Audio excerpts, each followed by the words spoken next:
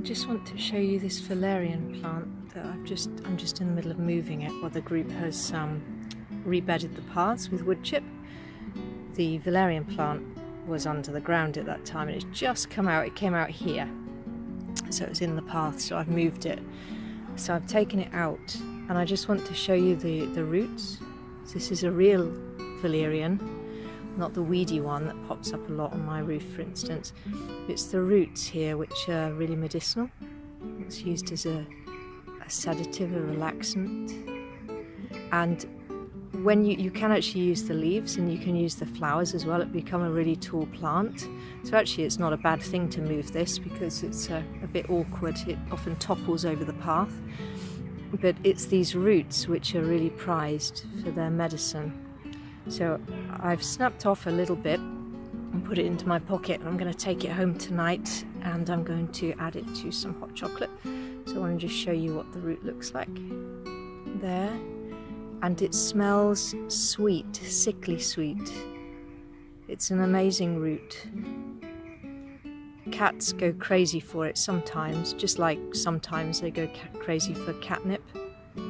It seems to have a similar effect on them. I really love the smell, but it's a very strange smell, really sickly sweet. So anyway, there we are. I've taken off a little bit of the root as I'm in the process of rehoming this. Stuck it away in my pocket again. And now I'll rehome this. I'll just put it a little bit further away from the path. I'll settle its roots in nicely, give it a bit of water, and hopefully it will be very happy in its new home.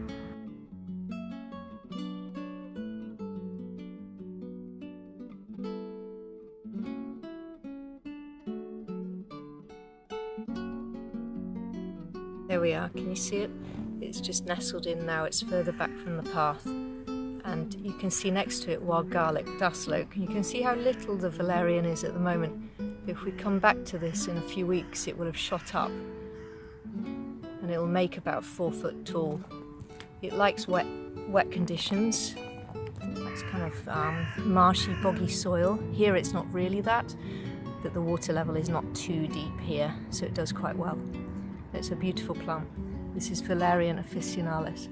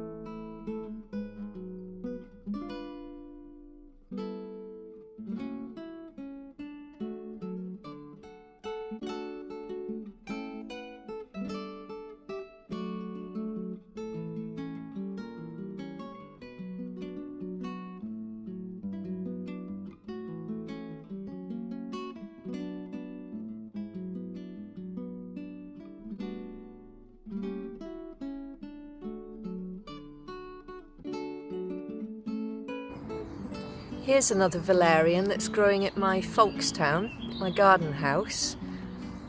Now I think this is Valerian officinalis, but it looks far less delicate than the one that we were looking at in the orchards. And you can see it just looks a little bit more robust. There's also a slightly different colour to it. It's certainly a Valerian, and I can vouch for its usefulness. It also smells the same way, but I think that this is the more vigorous variety. Which grows on my roof. It can be a little bit weedy. Here I haven't noticed it as a weed, just good solid plants. They certainly like the wetness in the soil. It's very damp and rich here. It's a very nice plant to have around, and I really love it coming into flower because the flowers smell amazing, and those are the ones which I whip off and just sprinkle on the top of my hot chocolate.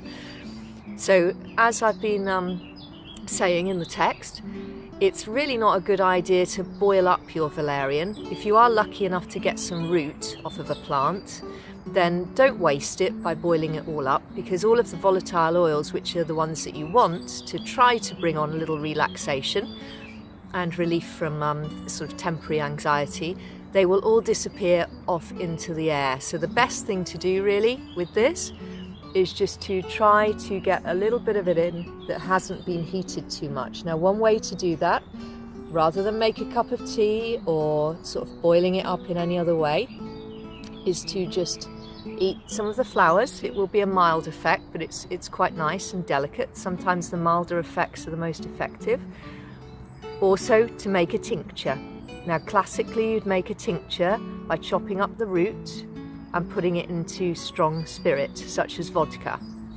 Now, I'm not somebody who likes to dig up plants a lot, certainly in the city. If I'm dividing my own plants, or the one that we saw in the first video, it had to be moved, it was in the wrong place, then you'll have an opportunity to see the roots. But otherwise you won't. So in that case, I'm quite a fan of using leaves and flowers, and that's a possibility with valerian. It's less strong, it's not the classic way to use it, but it will give you some of the volatile oils that you want.